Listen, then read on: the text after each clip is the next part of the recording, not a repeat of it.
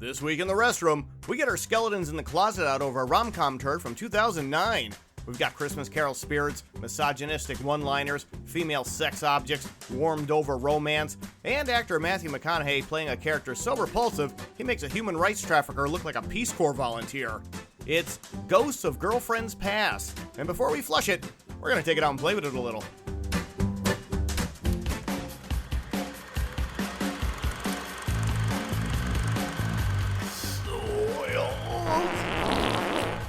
Restroom Cinema. We're here to flush it, so you don't have to see it. Greetings, everyone. I am Honor Knight, your head cinematic flusher right here in the restroom. As always, I'm joined by my lovely co-cinematic flushers, Midwest movie mogul Colleen Griffin. Hey, hey, hey. And sassy cinephile Sarah Polton. Hi. Our special guest this time out previously assisted with the flushing of her own film Shark Week back in episode 79. This prolific TV and film actress can be seen in such recent projects as The Wrong Crush, Heavenly Deposit, Angie Tribeca, and A Christmas in Vermont. Please welcome back the lovely and talented Meredith Thomas. Thanks for having me. Hi, guys. I really want to flush Heavenly Deposit just on the name alone. You're terrible. I ignore every comment you put about Heavenly Deposit. How can you can't ignore the title of the film, Meredith? I mean, come on. Isn't that part of like being in the business? Is that you ignore comments like Honor Knights? Let's kick off this flush with a round of Thunder Dump. Blow some ass. I'll put 60 seconds on the restroom clock, and we're going to go around the cinematic bowl to see who has the worst alternate title for this week's cinematic turd. The loser will then get to read the RSS, that's Restroom Stall Stats, in a funny voice of my choosing. Here we go. Griff! Ebenezer Screws. Bolton! 13 going on 30. That's pretty good. Meredith? It's raining condoms. Not bad. I had Magic Johnson, The Untold Story. Yeah. Griffin! Just as dumb as it looks, folks. There you go. Polton? Sarah Polton's 20s. Meredith? Assholes of boyfriends past. Jeez, wow. She went for the jugular. I had Ghosts of Sarah Polton's past dates. Griffin? Michael Douglas, Emma Stone, and Matthew McConaughey. We would like our Oscars back, please. Ouch. Oh, Polton. You want some fucky? Meredith? This is a line taken right from the movie. Pile of blow the size of a toaster. And I had not all right. Oh, that's there you go. That is time. Oh, man. Wow, pretty good round of Thunder Dump this time, guys. We had some really good ones, but of course, we've got to have a loser this time out. Polton, that's it. All right, so there you go. The big loser this time is Sarah Polton, and she is going to read the rest of this week's Restroom Stall Stats in the voice of a womanizer. Have at it. Hey there, cutie. You looking good. You want to bend over and get that for me? Ghosts of Girlfriends Past is a 2009 American romantic comedy film, if you know what I mean. It's funny and it's romantic. You look cute. Whose plot based on Charles Dickens' Christmas Carol. Mark Waters directed the script by John Lucas and Scott Moore. They're men, so they know how to write. The film was released on May 1st, 2009 and stars Matthew McConaughey, good man, Breckin Meyer, Jennifer Garner, she's a woman so she can go last, Lacey Chabert, and Michael Douglas. How you doing, girl? We put on a little something comfortable? Yeah. Girls will go through Best Pictures Wedding Day and the day before rather than the familiar Christmas Carol and Christmas Eve. The three ghosts share similar appearances with the original descriptions, and the film shares traditional plot points from the book. Yeah, you don't need to read, girl. You're all looks. As of August 2017, the film has received negative reviews and holds a 27% rating on the website Rotten Tomatoes. You know what a website is, girl. No, I'll show you. Based on 140 reviews. And you could review my penis 140 times with your mouth, girl. What? Sorry. Yeah. I don't know what's happening. Jeez, there you go, folks. That is your very colorful Restroom Stall Stats for this week. Man, oh man. Boy, I haven't seen a film this insulting to women since Charlie Sheen. Let's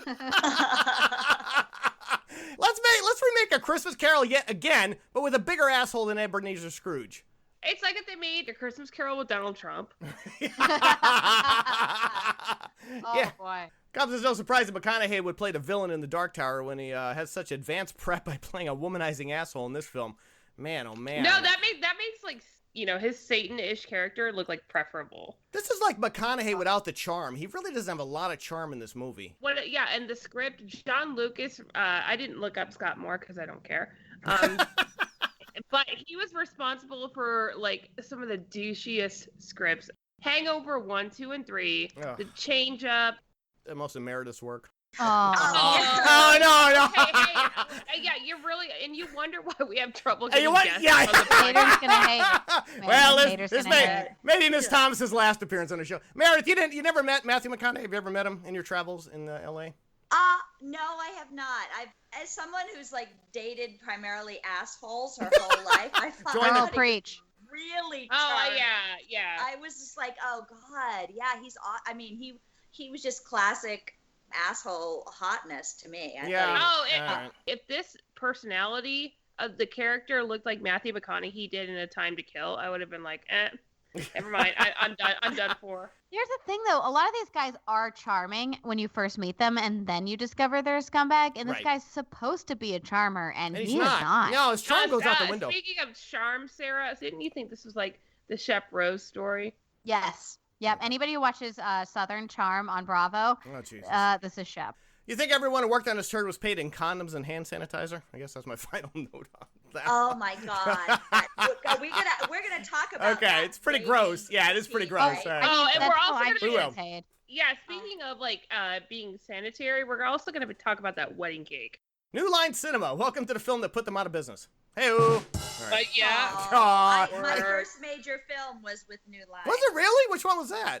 Pleasantville. Oh, real? Oh, that's right. You were in Pleasantville. You did show up in Yeah, that way one. ahead of Yeah, way yeah. ahead of its time. Pleasantville. Yeah, that was when they were still in yeah, it was business. amazing. Yeah, it is actually. Yeah, Yeah. folks. If you haven't seen Pleasantville, you can catch Miss Thomas in that one. And Heavenly Deposit. Sorry, I'm gonna get so much mileage out of it. I feel awful. It's a Christian film, and I don't really feel bad.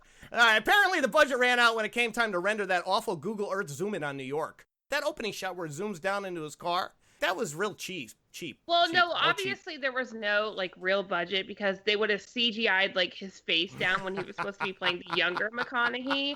Like they just put a bad wig on him. They and we're did. like, yeah, that'll work. Yeah. Oh, yeah. there was a little bit of a filter too, or the lighting. Oh, is there? His skin looked very smooth. Oh, when really? he- But Oh, it it's okay. just made it look like more leathery. Like it didn't make it. I mean, it wasn't the right filter. It was like pre-Instagram, I guess. Oh, I like this. 4 hot models draped over a desk. Well, who wouldn't? McConaughey probably thought it was his own office back in Texas. For a moment, I did think the blonde chick was Meredith on that desk, but just for a half second. Oh, just for a minute. Is that why Yeah. I got invited? I'm gonna go back and check out that. No, she's launch in great shape, Meredith. No, it's a compliment. Believe I was giving you a Okay, compliment there. good. Yeah, I'm hey. gonna- That's a good sign when you have to tell someone it's a compliment. Yeah. I know, right? That's not misogynistic or at all, right? Or sexist at all, right? Just like the You're character. in great no. shape, Meredith, for your age. Wow. Yeah. you're really good.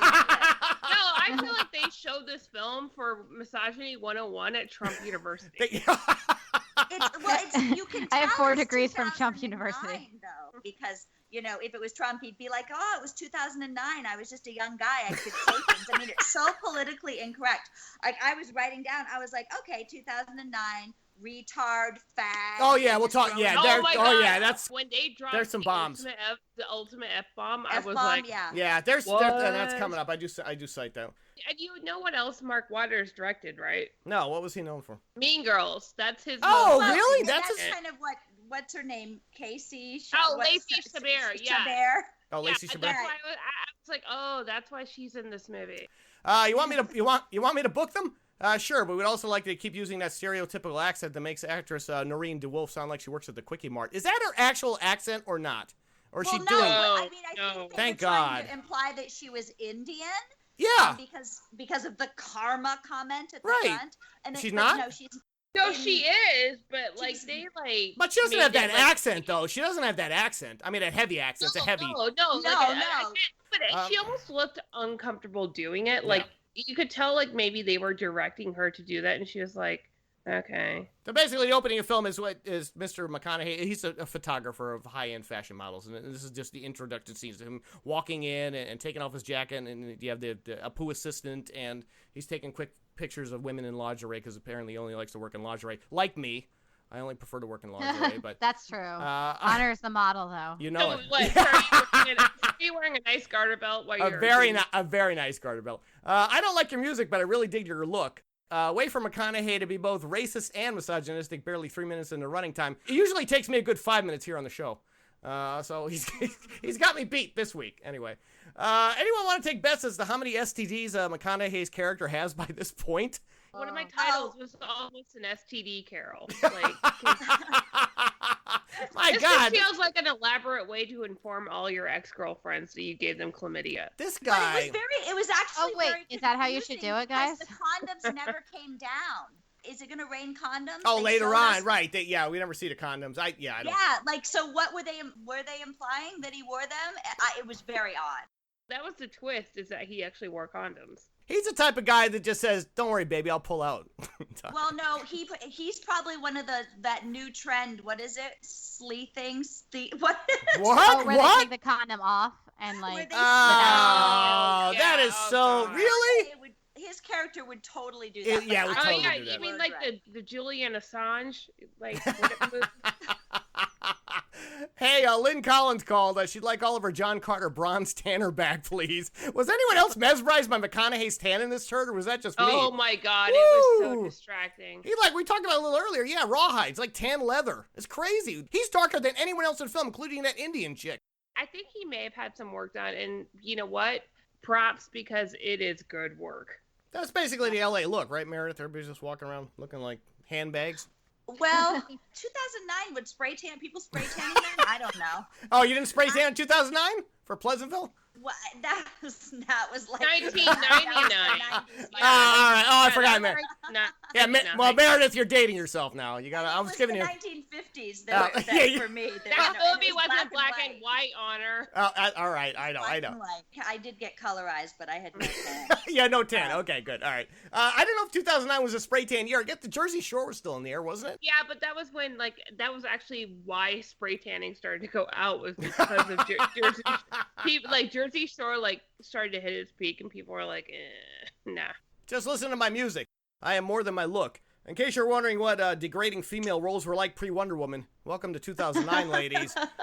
Yeah, so apparently he keeps one model behind who apparently has a rap album, or just is a singer, I shouldn't say a rap album. And she obviously wants to further her career, and she starts making out with him on the couch in his office, which is just unbelievably tacky. Literally a casting couch. Literally a Well, casting it's- couch. Whew. It's such a cliche. Like, is every dicky guy take pictures of women in their lingerie? Oh, Like, absolutely. Yeah, I had a friend who was a photographer that was this guy. oh, really? I'm not Oh, kidding. okay. So you have And dated so this guy. It all right. it was rough. I believe in karma, but that still didn't stop anyone on for this production from making this turd. Ooh, there you go, a cheap one there. Tell me you're not breaking up with me on a conference call. I often think this is how I would break up with a group of hot women, but then reality hits and I just masturbate and cry myself to sleep. So now, I was in a bit of a mood this morning when I did the notes. Conference call, though? Yeah. You should masturbate on a conference. All right, that's my next goal, Meredith. Thank you for adding stuff to my list. Guys, and, like- we are on a Don't start conference tonight. call. If you're on a conference call, is it really actually masturbating? No, that's just a show at that point, If- Meredith. It's a whole If you're on a conference call masturbating in the woods and no one's there to hear Here, it. doesn't make any sound right.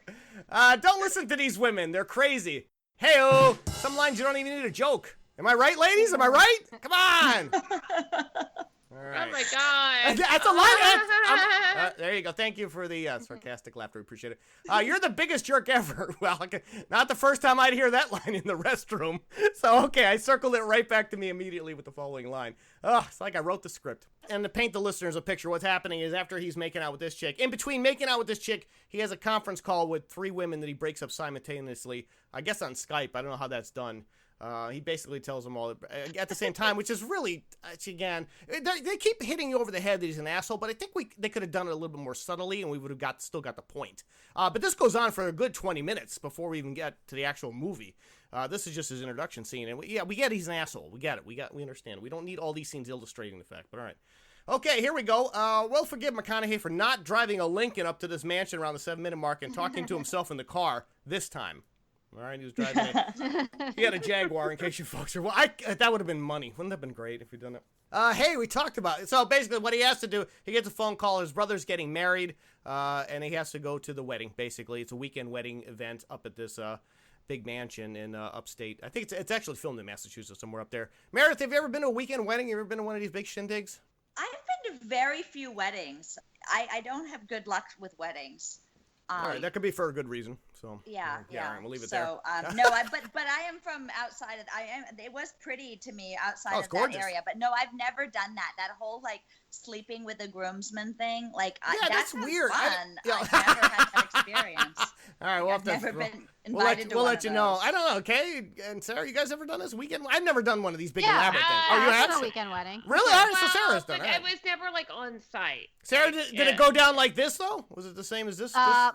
No, I went to my brother's wedding, and Oh, it there was doesn't- like no, that's a 10 different- people there. Yeah, yeah, completely Like, different. like, and the only time I've ever had like groomsmen like aggressively hit on me was like when my friends and I were in high school and the guys were like just out of college. So Oh, that's true. Oh, The- every wedding I go to, Yeah. men aggressively hit on me. The Don't you maid of honor at my wedding made out with my cousin. It was like age inappropriate. She kept calling him little Blake. Oh boy. Yeah. Hey, we talked about this. I want to get married.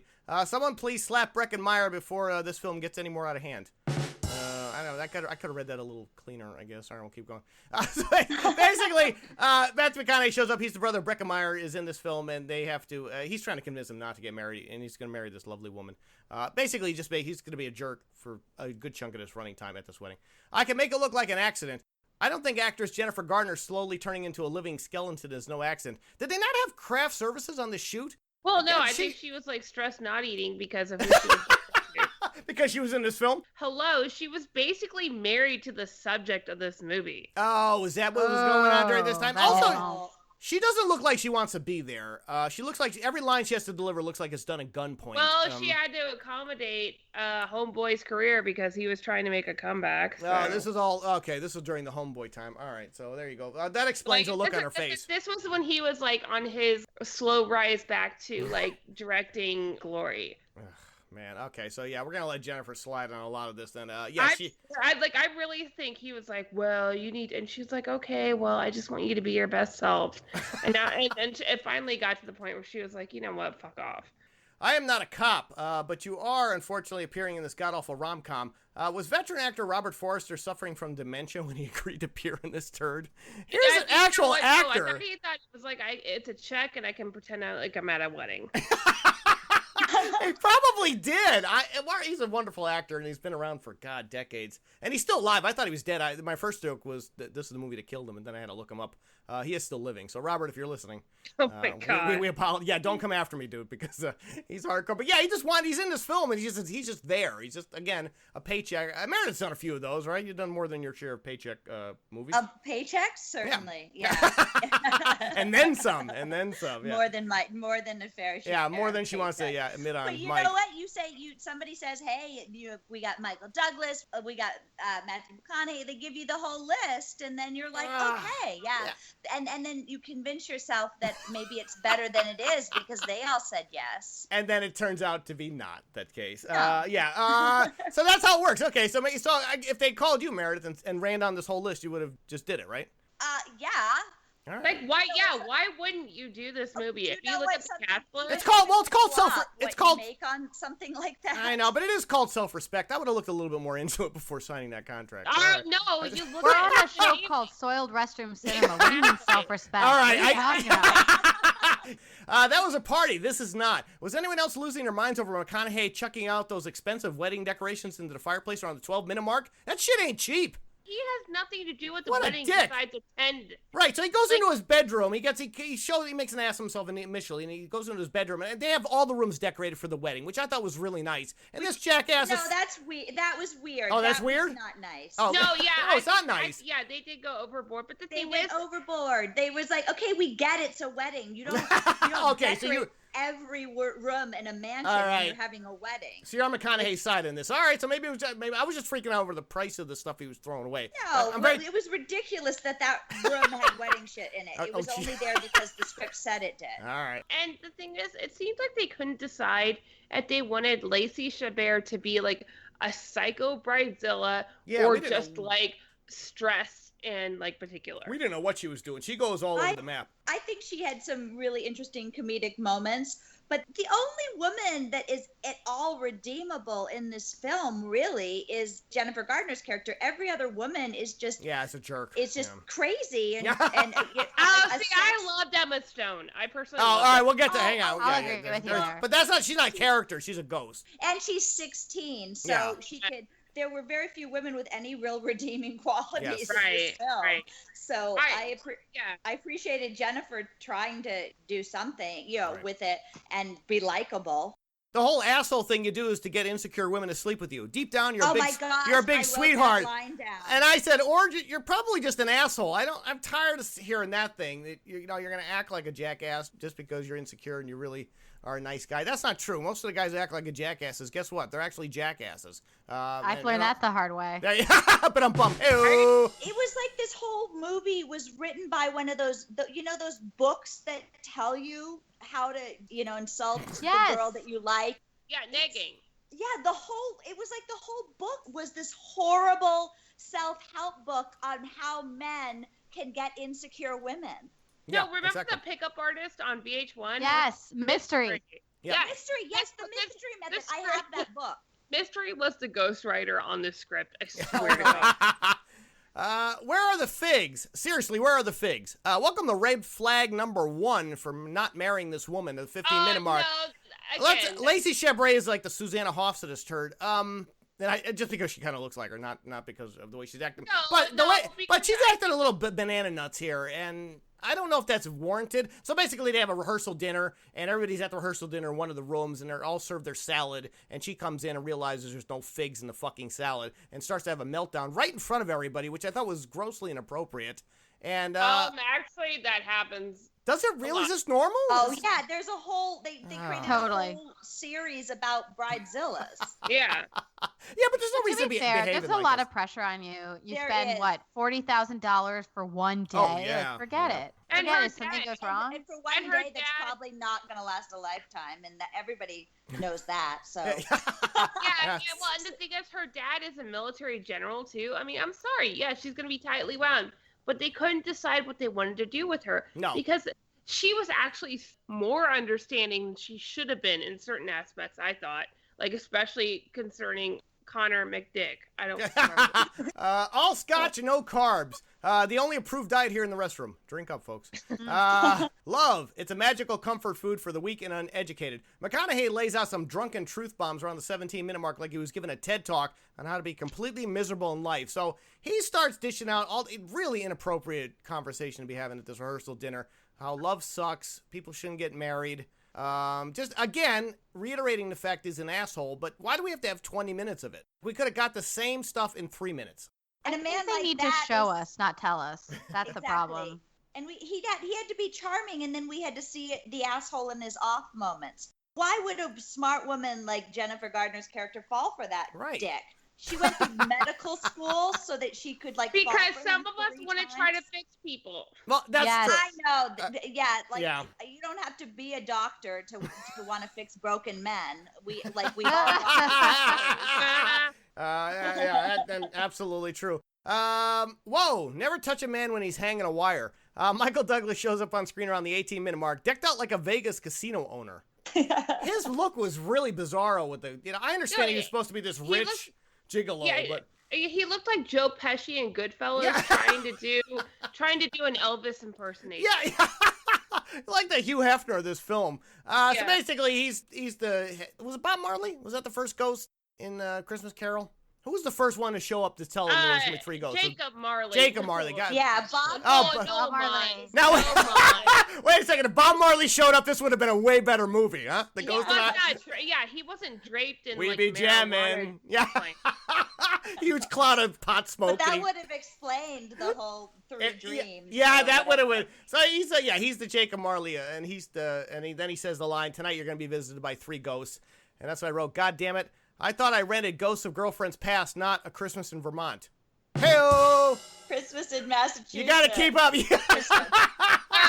So basically, yes, he's the Jacob Marley. He just shows up because he was the one who basically raised McConaughey's character growing up after McConaughey's parents died. It's a real sob story, but he's a womanizing jackass too, and this is where McConaughey learned everything that he. I know. But this could have been really good, and you could have like really learned how to charm women, and instead he's just a fucking. No, he's weirdo. a sleaze too. He's just as much as a. Wait until we get to the end because we're gonna talk. Oh, there's some sleaze. We're gonna talk about it. Vonda Volcom, mother of the bride, or actress Ann Archer, looking like she was reanimated to appear in this turn around the 21-minute mark. Not looking good in this film. Well, really? those Scientology fees aren't going to pay them. Oh, I was going to say shit. I was hoping nobody would mention Scientology. Why? What's your connection? You're not in Scientology, right? I have no connection to Thank Scientology. you. I don't want them to know that I exist on this planet. I have no connection to them. Wait till Tom Cruise gets a hold of you. He tried to marry me first. But Ann Archer's not in Scientology, or maybe she is. Oh, is she? Yes, oh, she is. never mind. Her son is a higher up really? enforcer. Oh, I'm sorry. I would have wrote a better joke. I felt like this lady and Matthew McConaughey had more chemistry than he had with any other woman in the film. Oh, they had, I agree. They had chemistry. They were like into each other. Yeah. I thought they were going to bang. Ann Archer, I guess, is the loony bin out. She's really good at chemistry with like younger coaches. Yeah. So am I, just saying. But I'm bummed. Ann Archer's always been a very good actress. I guess she's a loony bin off the camera, but I've always liked her on camera. Here, she does have, she plays the mother-in-law of McConaughey's brother, who's going to marry her daughter.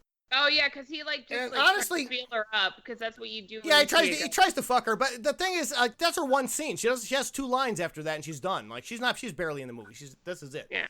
Every night I swim in a lake of sex, which will no doubt include a lot of vaginal discharge. And let's be honest, ladies, who wants to swim in that? How do you know it's not discharge from whatever's going on in his genitals? Just a little sex helmet. Yeah, I I'm so glad I missed that line. Yeah, I was really jotting down lines, but that one. Yeah. If a man said that to me, that scarred my yeah. brain. Why would you lay down dialogue? Nobody talks like this. Even like sleazo guys, nobody's ever said that. And if you are saying that lines, well, except for the guys that Sarah Polton has dated. Maybe those guys, and maybe some of Meredith has dated too. So, all right. So maybe there are a few guys that are laying on this stuff. But, all right. I hope you enjoy pillow fights, talking about your feelings, and sharing messages with your clothes on. Throw a little child molestation in that mix, and it's welcome to Michael Jackson's Neverland Ranch. Is it messages or massages? It was. You know what? Massages with your clothes on. Thanks for pointing out my shitty and note-taking, Meredith. Yes, it was massages, but I wrote messages. So thanks for popping the balloon on my joke. Yeah, so glad she's here tonight. I tried to save you. No, you didn't save me. You made it worse. You completely blew the joke. Yeah, that's what I get for not writing my notes correctly. And I'm usually sober. I always tell the audience I'm sober when I write my notes, and then I'm drinking when I got to get it right. Who are you? I don't remember. I don't remember either that actress Emma Stone ever appeared in an 80s music video, but apparently that did happen around the 28-minute mark. How cute was she? First ghost out of the gate.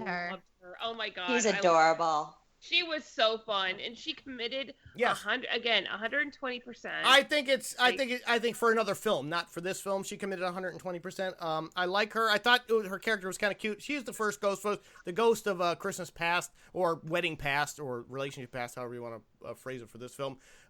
He goes back to his room. He's been drinking, and then of course she appears to take him on the journey to the past. And she is decked out. She's super cute with the jean jacket and the leggings and all that stuff. So. And the braces and the she was playing this character at a 10, as she should be. Meredith, did you look like this in the 80s? Because I feel like everybody else was depressed because they were like, oh my God, we can't keep up with this girl. Well, she had fun with it. Like, she it's did. a fun movie. Have fun with the part. It's a goofy ass movie. Just go for it. And she did. Meredith, this is how you looked in the 80s?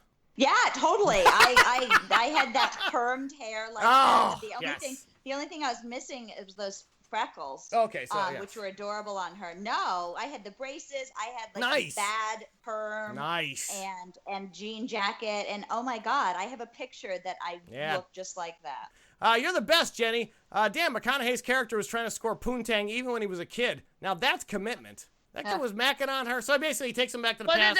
What he said about that, he said no. His pervert older self was looking at that. Okay, it's innocent love to the rest of us. Right, exactly. His demented, twisted. We start so early, don't we? Like, fuck off, dude. She takes him back to the time when Jenny and McConaughey's character shared a moment. Jennifer Carter's character as kids, at the house and stuff like that, because they've been lifelong friends. He takes a photo of her and he says, "You're the best," and stuff like that. I was gonna say, when Emma Stone's character also was the voice of reason when creepy uncle's trying to teach him how to treat women, and she's like, somebody call child services. Child protective services. Hang on, exactly. They never did explain why everybody is growing up on on the grounds of Downton Abbey. Like, I don't get that. All right, what's next? The awesome 80s tune Safety Dance appearing on the soundtrack. That's what's next. 32-minute mark. It's a great song. So they show up in middle school now. It's a middle school dance. Get the line. He's a 9th grader, so that means tongue. I've kissed a lot of 9th graders over the years, and that's absolutely true, folks. Whoa, wait a minute. Hey-o! Kissed a lot of 9th graders over the years. I was waiting for the joke to catch up. Sometimes you gotta wait for the joke to catch up. Hey, I've never kissed a 9th grader, so I can brag about that. Okay. See? No, I was a late bloomer. Shut up.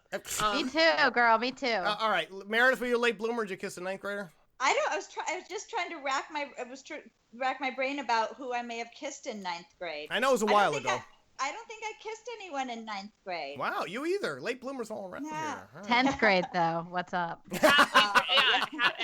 Actually, tail end of 10th grade. Whoa, all right. You guys did catch up. Okay. that man was a visionary. Do you know he invented the word MILF? God. And then I wrote movies I'd like to forget. He did indeed. Yeah. Get it? There you go. So trying to do a fun joke. And also, did you know that girl who played young Jennifer Garner? That's the same girl who played young Jennifer Garner in 13 Going on 30. Oh, really? Oh, so there you go, folks. A little trivia there for you. Convertible that Douglas is driving around the 36-minute mark looks like it's sitting on a tow truck. That was the worst tow job I've ever seen in a movie. He's not even pretending to drive. They're just sitting in the car and it's being towed. Meredith, have you done this like with the tow car? Or you're in a car and they tow it. You know what I'm talking about? The last car thing we had that I did, somebody was like at the bumper, like pushing it up and down, and it's like, wait, is this how a car would move? Was it go up and down? No, it doesn't. Yeah. Yeah, there was an assistant director at the back pushing it up and down. Yeah, you're on the other. Since you're on the other side of the camera from watching it, I mean, you must notice all these mistakes and the stuff on the edges of the frame and stuff like that. It must drive you nuts watching some of these movies.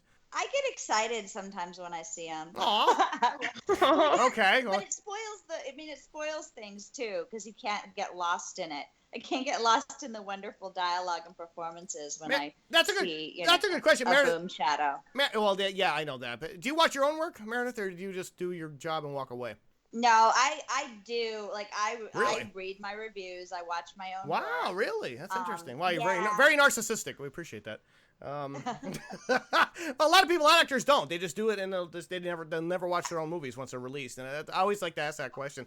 Apparently Meredith likes to obsess over her work, so there you go. Well, I think if you get to a certain point, you don't have to, you're making certain money and you're getting all these jobs, then you don't have to look back, just keep moving forward. But I've got to make sure, I got to get the next job. So I got to look at my performance, edit it into my reel, try to make it look better than it is, and a lot of times. Oh, you're wonderful. I'm sure it looks fabulous, Meredith. You're fabulous. Don't look at them. Dames, they're like horses. They spook easily. So that's what I've been doing wrong all these years. I was wondering why my patented creeper stare wasn't working with women. So basically he takes, there's another flashback scene. They have to, Miss Emma Stone is taking him through his childhood, and now he's a little bit older, and the Michael Douglas character takes him into a bar to start training him on how to be an asshole to women. Cool comes from the inside. Douglas's misogynistic speech about scoring chicks around the 38-minute mark hits Tony Robbins' levels of absurdity. How did women not protest this film? Oh, come on. Don't even. This is our life. What are you talking about?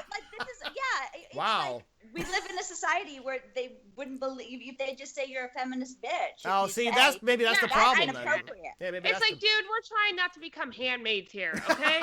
Yeah. Yeah, you have to choose your battle. All right, that's Yeah. fair. That's fair. I might as well say I'm a fag. Let's be friends, because that's Oh how we my rolled in the God, I was 1980s. That was a quote Really? from the movie. That's not it. No, Honor. that. Yeah, and honestly, Thank you. like, how did that get past like a PG-13 Guys, rating? I'm like, really? Because that's how we rolled in the 1980s. We could say shit like that. You can't say yeah, stuff but like it that wasn't now. made in the 1980s. No, This wasn't but- like a John Hughes movie But from that, the 1980s. but that scene was set in the 80s, so that's how they got away with it. I don't agree with that. Oh no, I don't think that's. You know, there was a time and place where we can get away with that shit. And he's not talking about British cigarettes. Oh, you're like, oh, the good old days. I do miss the good old days when I can just be unfiltered on PC. I try on this show, folks, but believe me, I get censored more than you think. Hey, I got the new Poison. Boy, there's a line you'll never hear these days. Yeah, all right. Sorry for all you Poison fans. So basically, because he takes all these classes from Mr. Michael Douglas, Schizo Douglas, he becomes a complete asshole. And the next scene, you see him in this leather jacket and leather pants, like he's trying out for Bon Jovi, or he looks like Rick Springfield. No, they said, oh, he's like Duran Duran. No, he's not. He looks nothing like And Duran Duran. Then they said both of them. Like, what does that even mean? Are you high? So now we fast forward to a little bit later, and then there's a line where it says, "You had to grow 12 inches of hair before that would happen." And now you know my secret for scoring hot chicks, folks. You're welcome. Oh, 45-minute mark. On a related note, McConaughey's Dwayne Allman wig makes him look like he's on a road production of Jesus Christ Superstar. That was terrible fucking hair. That wig. Meredith, Yeah, that was not I good. gotta ask Meredith, because she deals with this stuff, because week after week, Meredith, on our show, we're always citing out some of the worst wigs we've seen on people in some of these films. Have you run into this problem where you get stuck in a really shitty wig and they just don't care? Like, I don't understand what's the problem with the hair and makeup department on some of these movies. It is shocking. Like I haven't had to wear a wig. Really? Not in a movie. Well, you And do have the great last hair. You do time have great hair, somebody but- tried to make me wear a wig. It was a stage production, and I just was like, I'm not doing it. Well, you I'm have great not hair. doing You it. have great hair. But you look at his hair, and it looks obviously like a wig. I mean, that hair is terrible, that long hair. Even my hair looks way better than that. It's like they just stuck a Jesus Christ Superstar wig on him and said, go. I know. Saturday Night Live has a better wig budget. I mean, Yeah. that's pathetic. Griffin, would this you is a agree? major film. That's Yeah, this sad. is unacceptable. Absolutely unacceptable. I used to work in theater, and they brought in teams of people with Right. amazing wigs, so you were so far, you could be a foot away from them and not tell it was fake. So if I could do that in a theater, they can do that in this movie. No, he looks like a... Plus, it was dark, and most of the times they had it on. I mean, come on. I know, they have to... We have the technology. It looked like Buffalo Bill's wig. Yeah. Yeah. So yeah, folks, at the later scene, now he's morphed into the guy we know now in the later scenes of the film, but now he just has, it's his longer hair look, kind of like, it's like mine, but not like mine. It's kind of scary, but what was that, 45-minute mark? This is what honor looks like. Is it in this my head. yeah, It's Matthew I McConaughey. know. I'm kidding. Complete with the silk button down. I know, I got that shirt too. Oh, I totally of got this course, shirt. yeah. We got to button you up. You look like a gay pirate. Speaking of that, it's also not the first time I've heard that line in my life. So there you go, folks. Oh, there were a lot of Yeah. lines. I have to mute my mic. All right. It's not really that funny, but okay. Thank you for punching it up. This is the moment you truly fell in love with Jenny. Unlike the audience who didn't fall in love with any of this hurt. Okay, cheap shot there. If it's any consolation, the cake wasn't very good. Okay, here you go, guys. How much more of an asshole can McConaughey be in this film? He makes the guy from There Will Be Blood look like Mr. Rogers at the 58-minute mark. So he comes out of his second dream, or no, his first one. He would drink Daniel Plainview's milkshake. So he's freaking out, and he has some champagne in the kitchen, and of course he manages to knock over the fucking wedding cake. The wedding cake, guys. Which, why would you leave it open on a table? Well, it would never. Right, Never. exactly. It would be in a It wouldn't have refrigerator. been near a wedding. There would not be a cake sitting there Thank the you. night before. No, they don't leave it out. delivered the day of. Right. My God. Oh, so yeah, he Or knocks. it's put in like a pantry or a freezer or something. So Or a naturally, fridge. the Lacey Chabray character, the bride, the bride is goes in a full-on meltdown when this is happening, and he just keeps acting like an asshole. This Jesus. I don't blame her. Sarah, is that the kind of cake you want at your wedding when you and Ryan get married? Oh my God, too small. Oh, it's too. I'm obsessed. Like, I You want want to a get bigger married just for the cake. Okay. Like, that's my most important thing. That's I can't it? even Oh. tell you. I could talk about this for hours. Oh, That's gee, my all favorite. right, all right. Hey, remember back in the 80s when they used to have the little fountains on the cakes? Oh, sign Oh me my up. God, I want the that- biggest, that tackiest was- cake. I Jesus don't even Christ. ever see myself getting married, but I just want a cake with a fountain. Meredith, do you want a cake with a fountain when you get married? I've had the wedding cake. Oh, you and it did? was awesome. I wish I ate more of it. Oh, so you've already done that without the other side. Okay, all right. The food and the wedding cake was better than the whole Oh, marriage. wow. But I'm bump. Hey, there you go. We'll give Meredith with the win. You're totally gay, right? And the misogynistic hits just keep on coming like an underage Bangkok hooker. Hey-oh, hour and 3 minute That's mark. like misogynist and like homophobic at the same time. Yeah, because now the second ghost is the ghost of Christmas Present. That's the assistant from the beginning of the film. Noreen DeWolf shows up again as a ghost this time because they're in the present. So, and that's the line because he thinks she's gay. I think she does say she's gay later on, actually. So she does kind of confirm it, but it's kind of a weird. Who her? Yeah, she said yes, she not. does. No, Yeah, Did you watch the credits? No, we'll talk about. All right, then I didn't get that. Hang on, that's crest on credits No, or she's Griffin on not credits. gay. He's But we would totally support it if she was. of course, yes, of course, yeah, of but course. He was just being an asshole because he didn't see her as a sexual feminist, and she's the only woman that never wanted him. So of course Exactly. she's a lesbian. So she must be a lesbian. Yeah. Yeah. Connor's not worth it. He's like the Tin Man. He was born without a heart. Something all these dumb broads should have been clued into ages ago. Wow. A couple different ways you can read that line. I just read it that way. If I only had a brain. Exactly. Most of these people most of these women are not, obviously they're very intelligent women. Here's what I think. Go ahead. I think that they should have made it like he was really sweet and charming at first, Right. and then became the big dick. But Right. instead, he's just a big dick right up front. That's the problem with the film. It's hard to care what happens to him. And yeah, he should have been the charming, amazing guy that then gets you in the bed and then he leaves. Yep. Exactly. But exactly. every woman looks like an idiot. They do. That's a shame. That's a shame. Nobody tells you up front that they're gonna fuck you Really? over. Oh, you never gotten Nobody that? does that. No, never. Or to make it more clear that like part of his fear of commitment is because his parents died and he's afraid that anybody he it's loves is gonna bullshit. die. We don't want. Look, you got to get some therapy. Then you can't be living your life like that. You have done nothing but make this weekend worse for everyone, and this includes the audience. He's been so basically you have to throw him out. He's just a complete asshole at this thing, and they just want him to leave. Yeah, but it's not even like meaningful because it's basically like the wedding's off and we're kicking you out.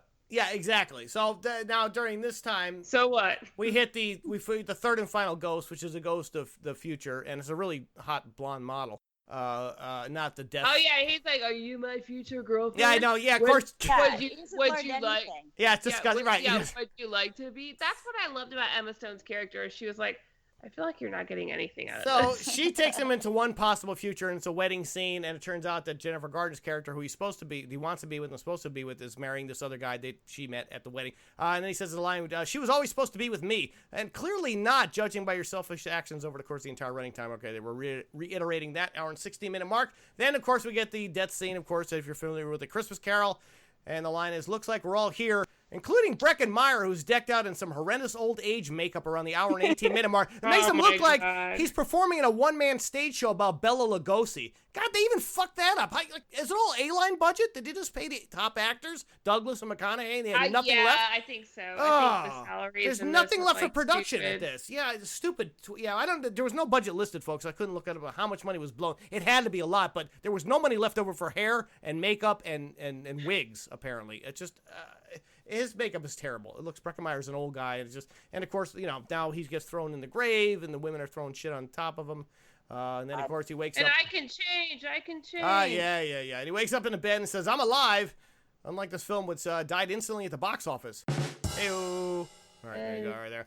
What are you doing? Using Elvis's "Burning Love" on the soundtrack yet again in a film as McConaughey drives like a moron in a typical rom-com. He breaks climax, out of the garage around in this car that has not been driven in God knows when. Hour and 22-minute mark. It's a Cadillac on snow. I've driven a Cadillac on snow, and let me tell you, nope.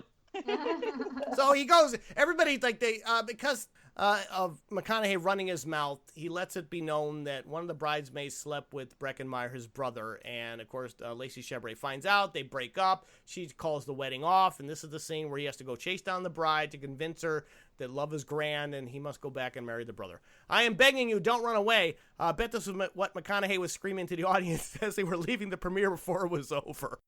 I'll put the laugh track in later. Don't worry about it, ladies. It was cold and dark. We've been taking fire for hours. This was an actual quote from someone who screened this turd at the theater. Hey-oh. All right. I got mild chuckles. We'll take it.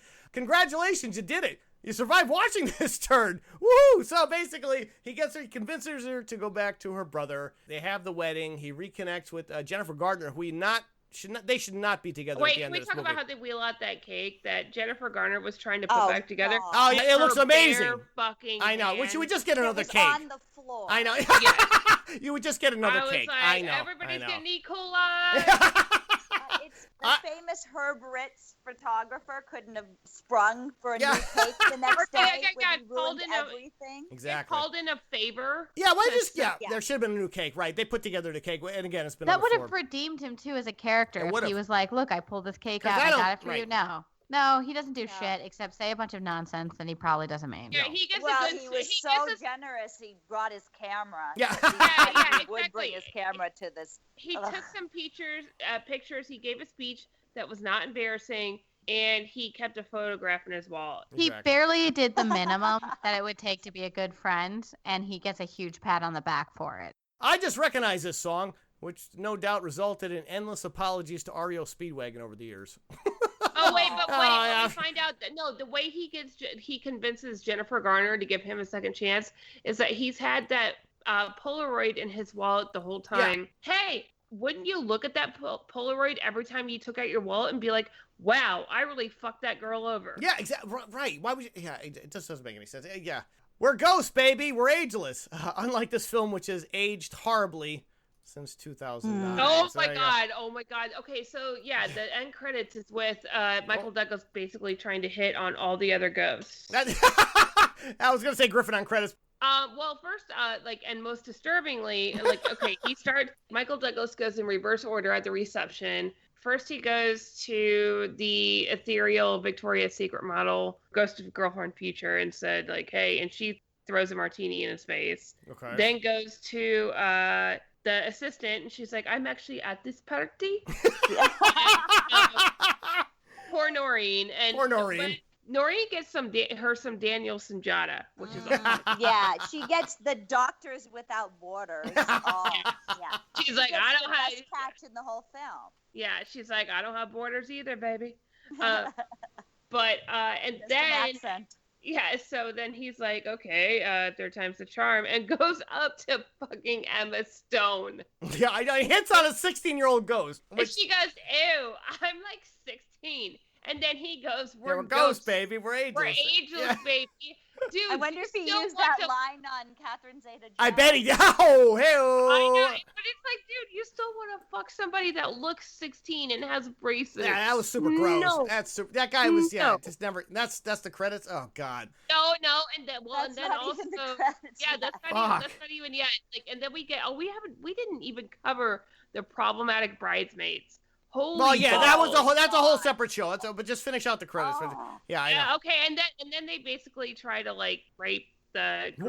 groomsmen. Oh, those three guys, those 3 They're nerds. so desperate. They're Oh. so desperate. They'll sleep with someone. One of they'll whom sleep with I'm on it. pretty sure, Oh my yeah, one of whom God. I'm pretty sure is Ann Mintz, the voice of Tina Belcher. And then the bride's parents look like they're getting back together. Oh, And his man. name is something super lame. I can't remember what it is. Oh, It's something yeah, that really was the weird, lamest lame. joke. Ugh. And then like he turned to like one of the groomsmen and said, "If you ever repeat that name, I'll kill you." Oh, God, poor Robert So- Forster. That's a shame he had to appear at the end credits. Like, the poor guy couldn't even get out of the movie. Guys, this is easily the most misogynistic, sexist film I've seen in a very long time.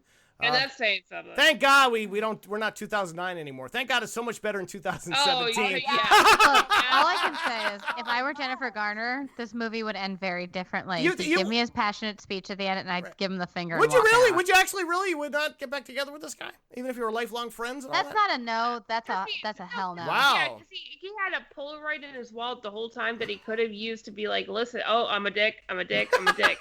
Hey, screw me once, shame Wow, on you. Screw me geez. twice, shame on me. Meredith, Yeah. you wouldn't take him back either? I would screw him and leave him. In Oh, the look at you. Oh. Oh, Meredith's all Because saucy. he We like is that.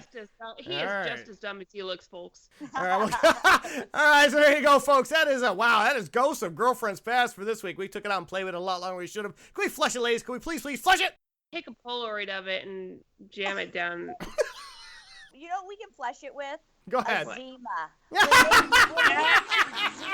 Oh my God, that was like actually probably my favorite part of the film. That brought back great memories. Well, Zima's back Yeah. now. Zima's back. back, and Meredith. Zima's back. I awesome. saw that. It's good and it's delicious. There you go, folks. Flush it with a Zima. There you go. Consider it. Consider it flushed. Pour Zima out with this. There you go. That is it for this week. I want to thank my lovely co-cinematic flushers of Midwest Movie Mogul, Colleen Griffin, and Sassy Cinephile Sarah Bolton. Great job, as always, lady. Thank our very special guest, the always wonderful and delightful and very lively Meredith Thomas. Thanks, Meredith, for suffering through a film that you weren't in. We do appreciate that one. You are a charmer. And you got stuff coming up, I take it? Or no? I do. I have Swedish Dicks. It's not a porno. You made me sad. It does have Tracy Lords in it. Nice. Oh, Oh wait, my hey, God. you are lying. You are totally lying. That's totally a porno. You just don't want to. You just want to make yourself look better. It is. I used to tell everybody it was called Swedish Detectives before it came out because I was okay. thinking I didn't want to explain it wasn't a porno. No, it's with Keanu Reeves, Peter Wow. Stormare. Peter Stormare. Yeah, right. right. Jesus. It's about a couple of Swedish detectives, and Nice. I have a great episode, second episode airing on Pop TV on Fun. August 8th. There yeah, you go, it's a folks. Super funny. First it's of all- a really funny episode if I do say so myself. What the hell is Pop TV? Because nobody's gonna have that shit. Honestly, I didn't know what it was Okay. until this. So Well, where the hell is it? Is it online? Where the hell is Pop TV? I looked it up. Hey, I use my dad's. Oh, Jesus.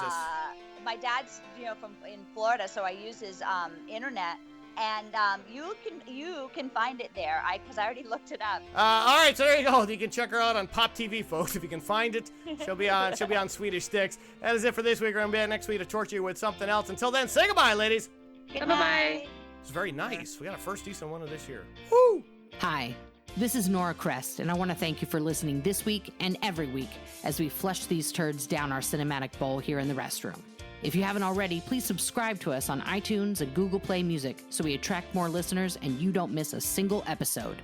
We love feedback, so email us at signalsoffury@gmail.com with your comments and suggestions for future flushes. Also, be sure to check out our home restroom on the net, signalsoffury.com. Until next time, remember, we're here to flush it so you don't have to see it. I'm Nora Crest, and this has been the award-winning Soiled Restroom Cinema.